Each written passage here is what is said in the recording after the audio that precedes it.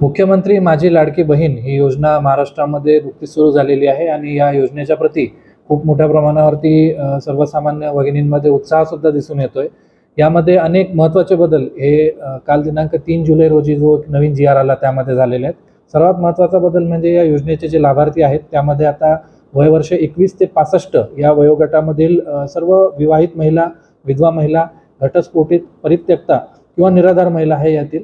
त्याचप्रमाणे प्रत्येक कुटुंबातील एक अविवाहित महिला यांना सुद्धा या योजनेमध्ये लाभ हा घेता येईल। त्याचबरोबर इतर जे महत्त्वाचे बदल या योजनेच्या संदर्भात झालेले आहेत त्या अनुषंगाने ज्या कुटुंबामध्ये 5 एकरपेक्षा जास्त जमीन होती त्यांना सुरुवातीला यामध्ये गृहीत धरलं नव्हतं, मात्र आता ही 5 एकरची अट ही शिथिल करण्यात आलेली आहे।